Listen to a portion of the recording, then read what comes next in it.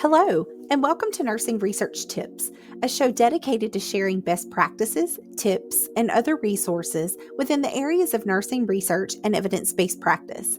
I'm your host, Jenny Barrow, Associate Professor of Undergraduate Nursing, who specializes in teaching students real-world content to help transform their future nursing practice. I enjoy taking the boring world of research and evidence-based practice and making it come alive for my students. And that's what I intend to do with this podcast. On today's episode, we're going to go backwards. I started off this podcast with 12 sequential collaborative podcasts in which I moderated groups of undergraduate students as they shared their evidence-based practice poster presentations. Because that was an assignment in one of my classes that was time sensitive based on that assignment's deadline, I really never got a chance to formally introduce myself, to introduce this podcast in general, and to share with you my vision for the future of this podcast. Therefore, today, we begin again by going backwards. Okay, I want to officially welcome you again to Nursing Research Tips. I'm hopeful that you were able to listen to one or more of the initial collaborative projects from my students. If not, I highly recommend that you do that after you finish today's episode. Now, before we get too deep in today's episode, I want to take a moment to tell my story, to let you get a glimpse behind the microphone, so to speak. My name, as I mentioned earlier, is Jenny Barrow. I've been a registered nurse since 2004, and I've been working full-time in nursing education within the university setting since 2011 after I finished my Master's of Science degree with a concentration in nursing and healthcare education. I also completed all coursework toward a PhD in nursing, except for the finalized dissertation. That makes me one of those all but dissertation doctoral students that you might have heard about. I got all of the higher level education without the fancy extra letters behind my name. However, life happened, priorities changed, and that's okay. Currently, I coordinate 2 courses for undergraduate nursing students, the first of which is Nursing Leadership and Management, and the second of which, and don't tell anybody but my favorite, is Nursing Research and Evidence-Based Practice.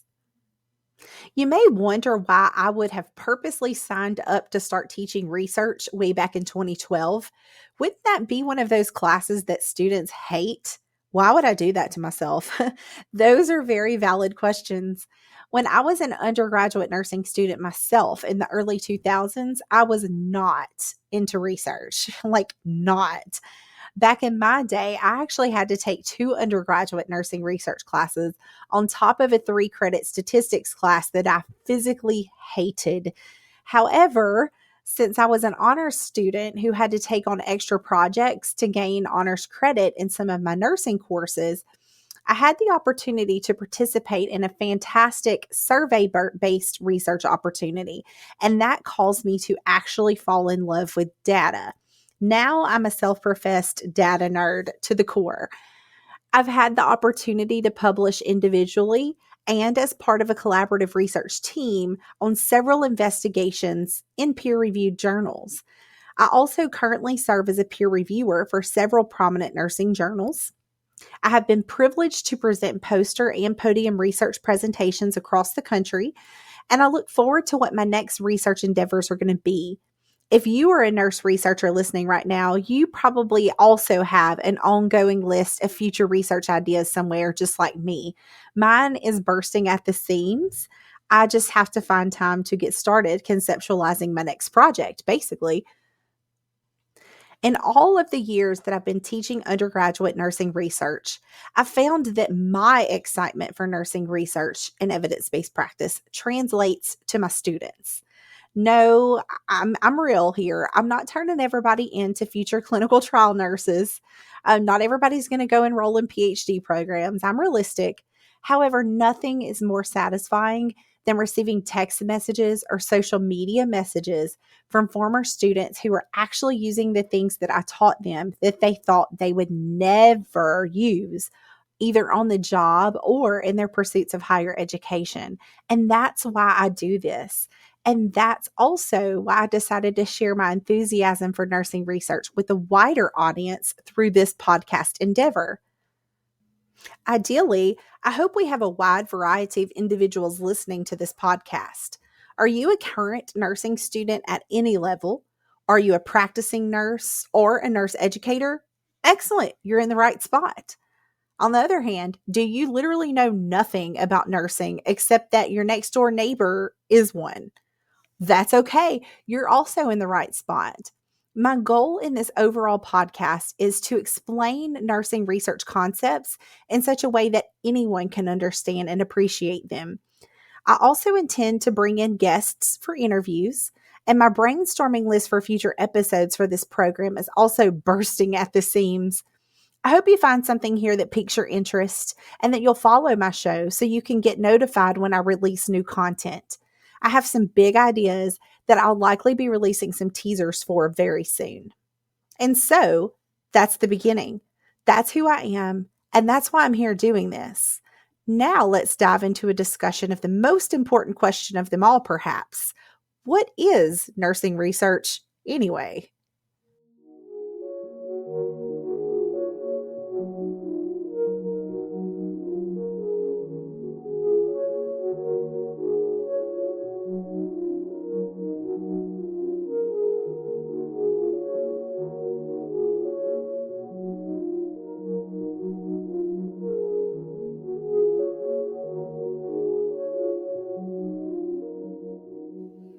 Since you're here, invested to this point in this Nursing Research Tips podcast episode, I assume you would likely need to know what in the world is nursing research anyway.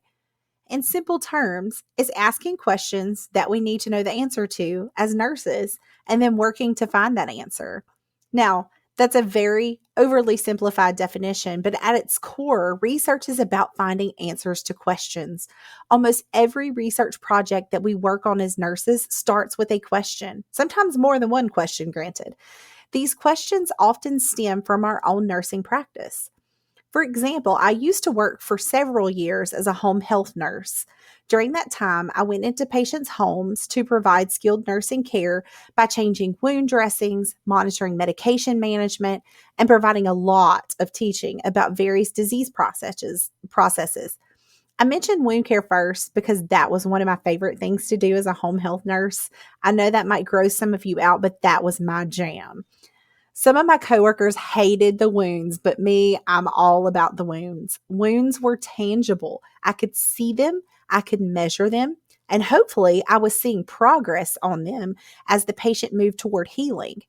Many of the hardest to treat wounds were diabetic ulcers on the feet, the bottoms of the feet, the sides of the toe, the tops of the toe.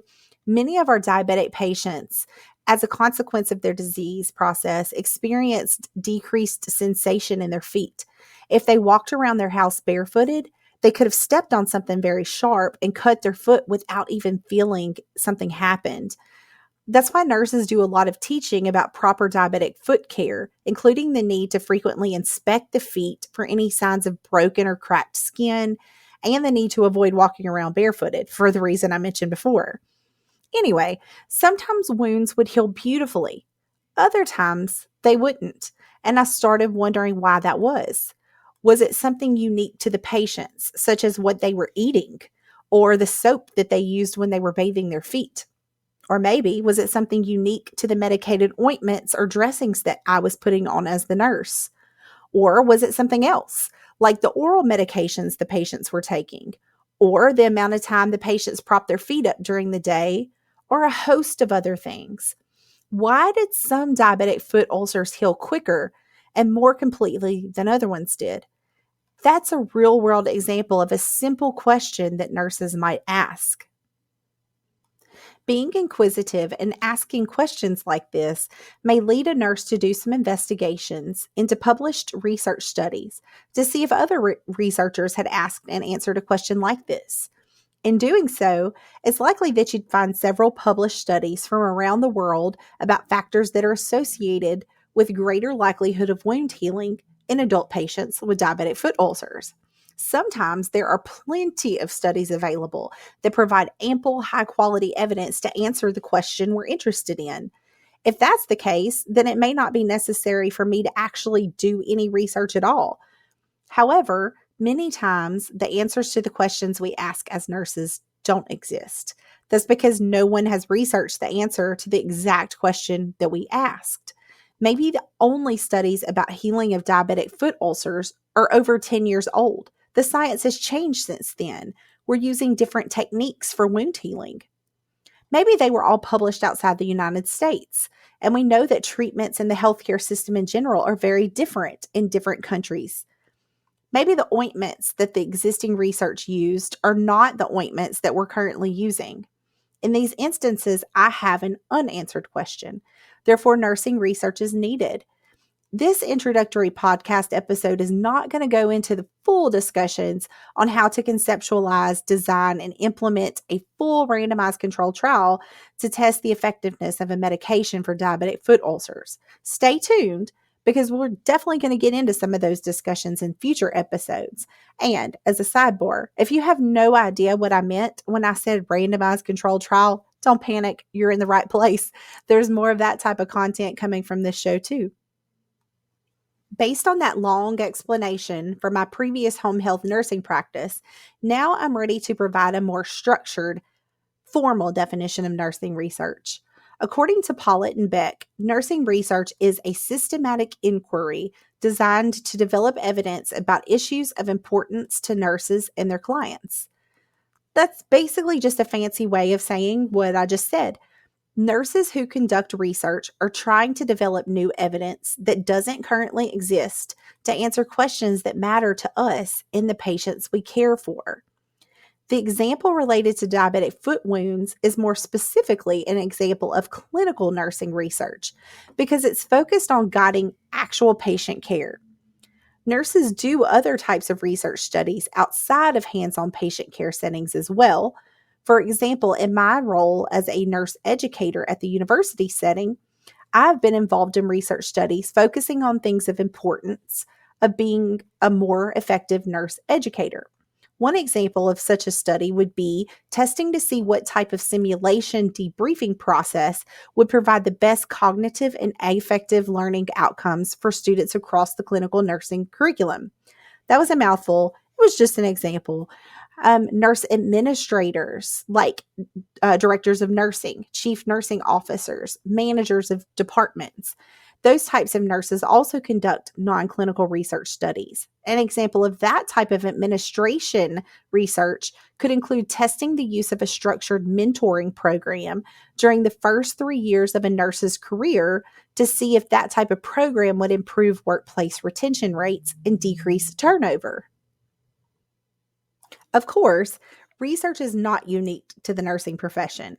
If you ever participated in a science fair in middle school or high school, you learned about the scientific method for research inquiry outside of nursing school.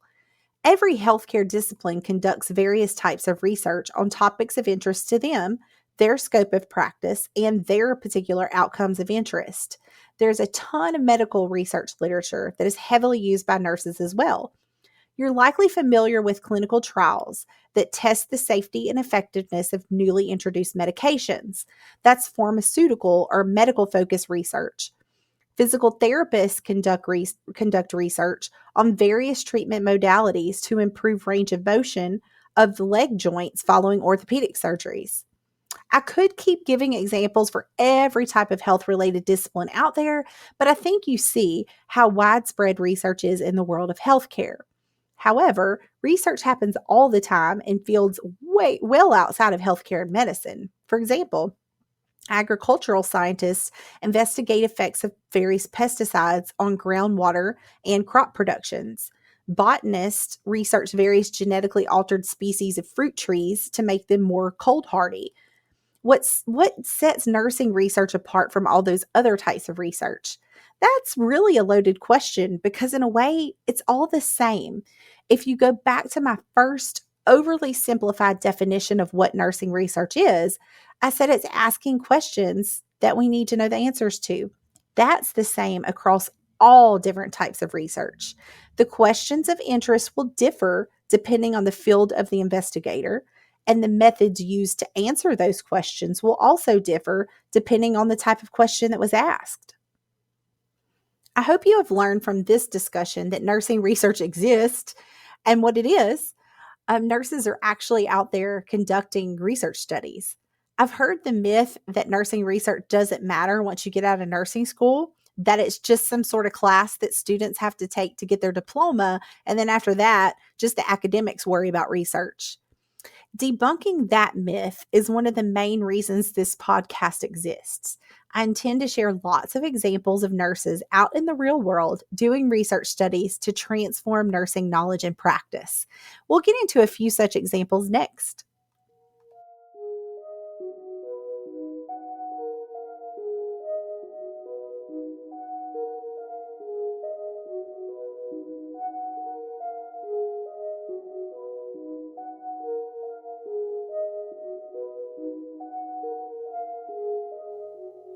Now that we have established at an introductory level what nursing research is, I thought it would be helpful to share some examples of how nursing research findings have changed actual practice. One of the first examples that came to my mind when planning this podcast episode was nurses' work with preventing pressure injuries. Once upon a time, pressure injuries were called things like bed sores, decubitus ulcers, or even pressure ulcers. However, the phrase pressure injuries is now more widely used because it captures a more complete picture that not all pressure injuries involve breaks or ulcerations in the skin. Stage 1 pressure injuries and deep tissue pressure injuries have intact skin, but they are still at high risk for deterioration, and they require vigilance and action from the nurse. If you are a listener who works in a healthcare setting with patients at high risk for pressure injuries, I bet you have some sort of standardized pressure injury risk assessment documentation that you do routinely. As nurses, we need to know which people are most likely to develop a pressure injury so that we can intervene to prevent them from forming in the first place. For example, if an individual has deficits in feeling pressure, maybe due to nerve damage or a stroke, if they have decreased activity levels, if they can't move themselves or shift their position off of their bony areas that are having all that pressure under them, that person is most at risk for a pressure injury.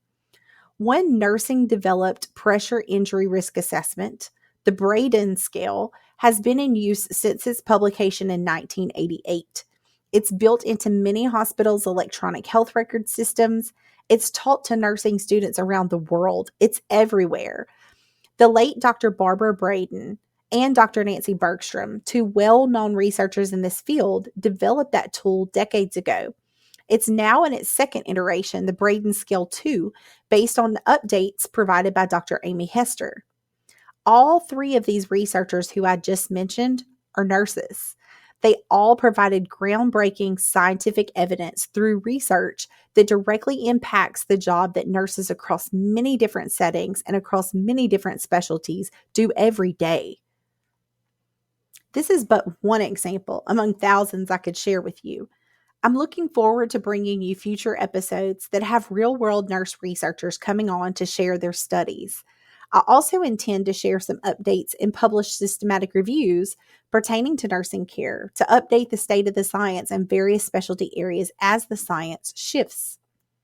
While the examples of nursing research are as diverse as the nursing profession itself is, one thing is for certain. Nursing research is relevant to both nurses and to the people that we care for every day. The work that nurses do day in and day out that is based on the best available research evidence helps to prevent infections like urinary catheter associated infections. It helps to reduce falls in the hospital setting. And it helps to change the way we manage various chronic diseases through self-management and lifestyle modifications. Nursing research promotes enhanced patient safety, and it leads to better decision-making by the nurses who are tasked with providing care for you as a consumer of healthcare. Research also allows your nurses to provide you with more personalized care. In consideration of all of those factors and many more that I did not mention, I think it's pretty safe to say that nursing research matters.